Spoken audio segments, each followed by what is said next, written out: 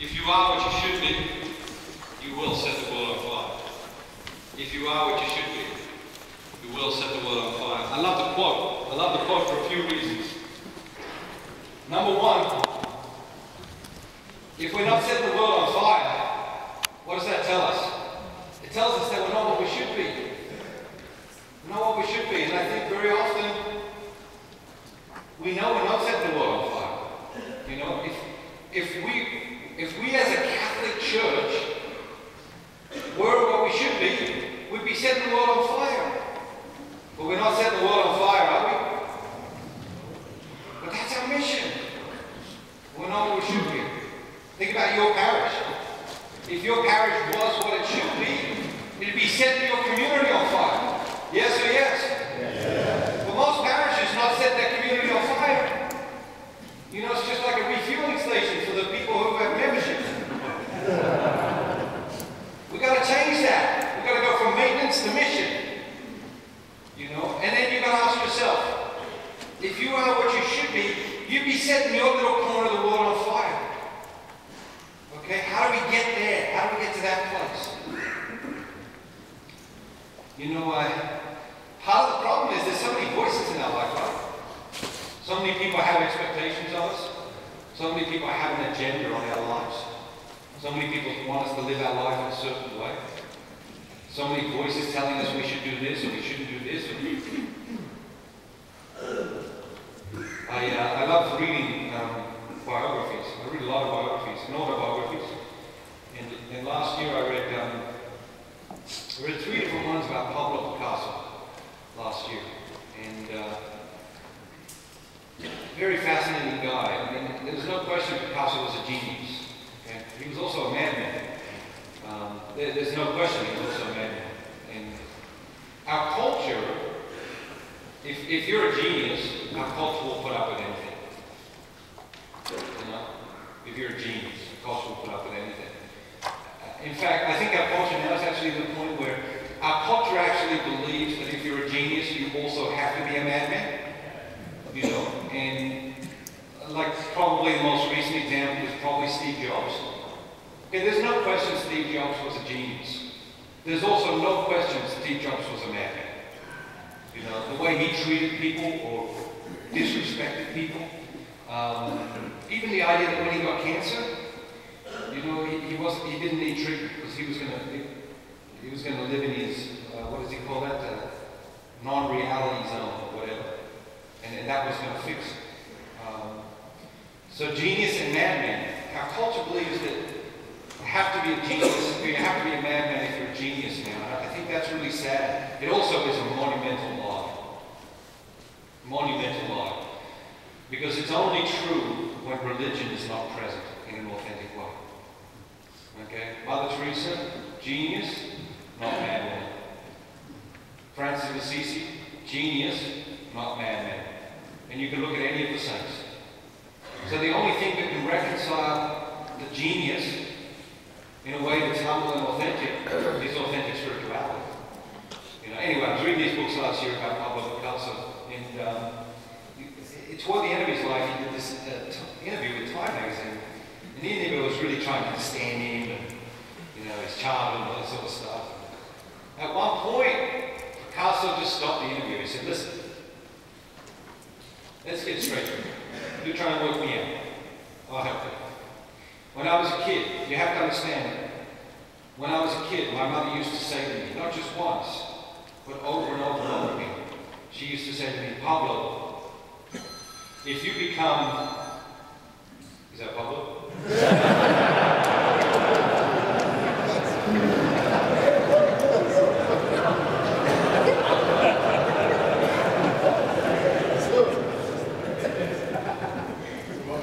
Picasso said, when I was a child, my mother used to say to me over and over again, she used to say, Pablo, if you become a soldier, you will be a general. And if you become a priest, you will be pope. He said, but I became an artist, and so I became Picasso. We are what we should be. There's so many voices in our lives, right? There's a famous Jewish rabbi called Zuta. I guess all rabbis are Jewish, but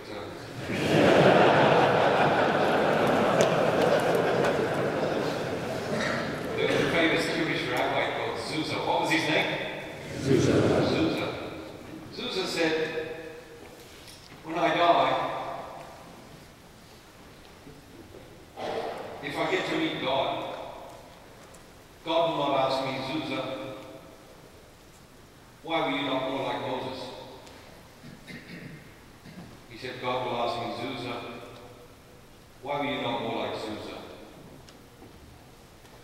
That's the challenge, isn't it? Is to get rid of all the voices, work out who we are authentically, and be that person. People say all the time, oh, just be yourself. It's harder than you think, isn't it? Because you've got all this baggage, you've got all these other voices. And so it comes down to this. What audience are you living your life for? Who's your audience? How many people in the audience you're living your life for? Because we should be living our life for an audience of one. Yes or yes? Yes. But very often we're trying to please an audience of many, and it doesn't work. If you are what you should be, you will set the world on fire. I'll give you the secret. You want the secret? Yes. I'll give you the secret. Once upon a time, there was a very successful businessman. He'd grown up in nothing, and he had developed an enormous wealth and incredible fame during the course of his short life. And he owned a castle about an hour outside of London, in the foothills. But he never went to the castle because he was too busy. One year he decided, I never go to the castle. I'll go to the castle, I'll have a party. He invited 600 people to this party. The list, the guest list, was like a who's who list of the whole world. Okay, if you imagine the 600 most famous people on the planet, that was the guest list. And then, just sprinkled in amongst these celebrities was about a dozen very regular people who were childhood friends of the host. And they came to the castle one summer night and they had this incredible meal. Then after dinner, but before dessert was served, the host stood up, he thanked his guests for coming, and he announced that instead of music and dancing like he usually has in these parties, for entertainment tonight, he's invited one of England's premier Shakespearean actors to present a series of excerpts from the writings of William Shakespeare. The actor stands up to thunderous applause, and you can just imagine when you applaud in a hall, stone hall at a castle, it just echoes through the stone castle and up into the courtyards. The actor began, one after another, to present short excerpts from the writings of William Shakespeare, and just presented them brilliantly. And after each excerpt, the thunderous applause just echoed through the castle. After about 20-25 minutes, the actor announced that he was finished. But if anybody had any special requests, favorite passages from the writings of Shakespeare, if he knew them, he would be happy to present them. One man raised his hand and he asked for the soliloquy from Macbeth. And the man presented it just phenomenal. A woman raised her hand and she asked for the 14th sonnet. And again, the actor presented it flawlessly. Then an old man raised his hand, way down the end of the banquet hall. And as it turned out, the old man was a priest. Childhood friend of the host. And the priest said to the actor, Father, sir, I realize it's not Shakespeare, but I was wondering, would you present for us the 23rd Psalm? The actor smiled and he said, Father, I'd be happy to, on just one condition. And that is that when I'm finished reciting the psalm, you will recite the psalm for all of us here today. The priest was taken aback, but he really wanted to hear the actor recite the psalm. So reluctantly he agreed. But with that, the actor began with a loud, powerful voice. The Lord is my shepherd. There is nothing I shall want. When he had finished, the people, they clapped, they cheered, like they would never stop clapping and cheering. The actor explained that when he was in 3rd grade, Sister Mary had made them all learn the 23rd Psalm. And every morning someone had to come to the front of the classroom and recite the psalm. Since then it's been indelibly Then he looked back down toward the old priest and he said, Father, it's your turn now. The old priest stood up at his place at the table and fidgeted with the tablecloth in front of him for a moment. Then he began in a soft but firm and deeply reflective voice. The Lord is my shepherd. There is nothing I shall want. He lets me lie down in green pastures. He leads me beside peaceful waters. He restores my soul. He leads me in the ways of righteousness for his name's sake. Even though I walk through the valley of the shadow of death, I will not be afraid. For the Lord, he is at my side. His rod and his staff, they comfort and protect me. He prepares a table for me in the presence of my enemies. He anoints my head with oil. My cup overflows. Surely goodness and mercy will follow me all the days of my life. And I will live in the house of the Lord forever. And when the priest had finished, nobody clapped. And nobody spoke. And nobody moved. It was as if the audience was mesmerized. And seizing the moment, the actor stood back up and he said to the crowd, do you realize what you've just witnessed? People just looked at him. He said to them, I know the psalm, Father knows the psalm. Why was his reciting the psalm so much more powerful? And people just looked at him. He said, I'll tell you. There's no question I know the psalm. But Father, he knows the shepherd.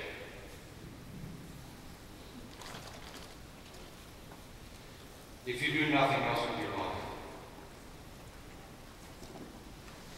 get to know the shepherd. I'm not kidding you. It's not metaphor. If you do nothing else with your life, get to know the shepherd. Let him guide you, let him coach you, let him counsel you, let him lead you, let him encourage you, let him inspire you. Get to know the shepherd. He will set you on fire.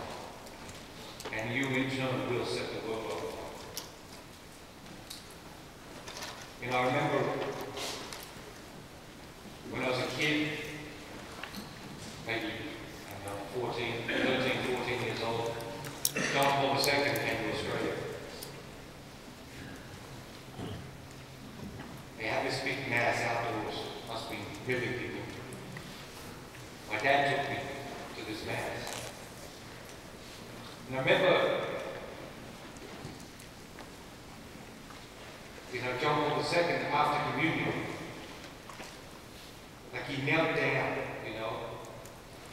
and he closed his eyes, and you could just tell he was going to a deep place within him. You could just tell he was going to this place deep, deep, deep within him. And nothing and nobody could distract him from that deep place until he was finished.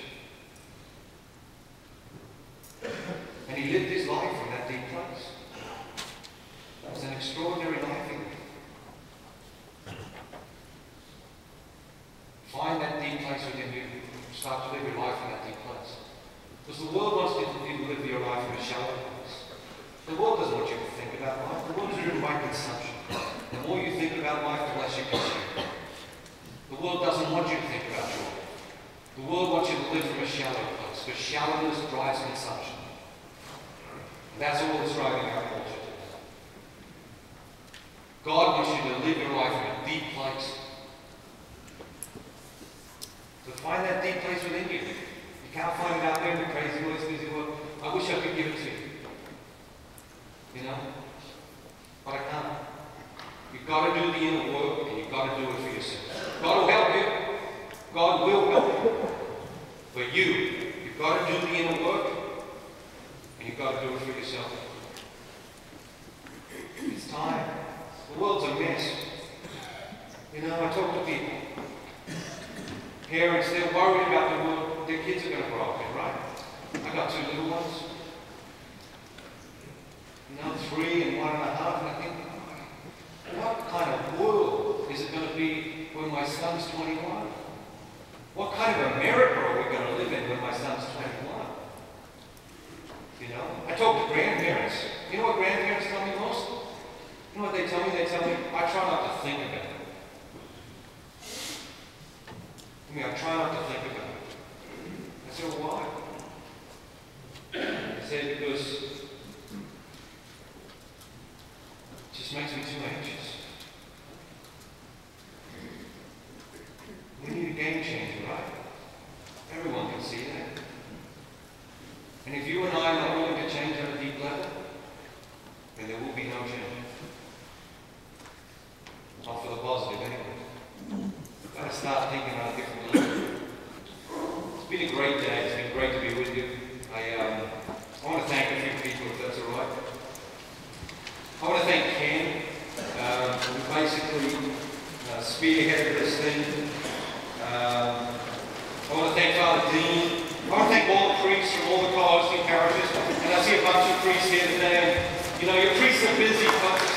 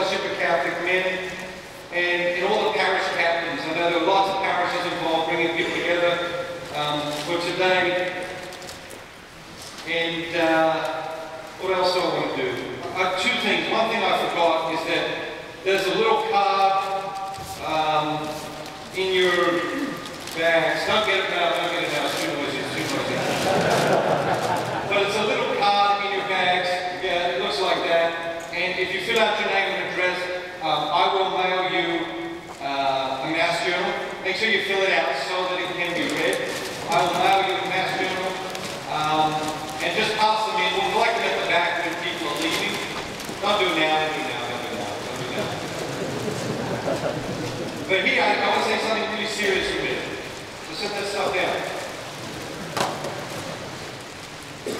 So, second annual men's conference, February 22nd of 2014. Okay, which is a year and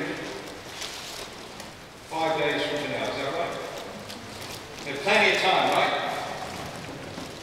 I'm going to give you a mission. Every single person here to bring one other man with him a year from now. Okay? Let's do the math. Every person here, I think we've got about 900, maybe 950 people here. I'm not exactly sure, but let's say. Let's round it up to 1,000 to make the math easier, right? So every person here brings a person next year. What does that make? Every person next year, that's 14, brings a person the following year. We've got 4,015. Okay? We've got 8,016. We got 16,017. Okay, we got 32,000 in 2018. What venue in Austin holds 32,000? I'll see you there. God bless you.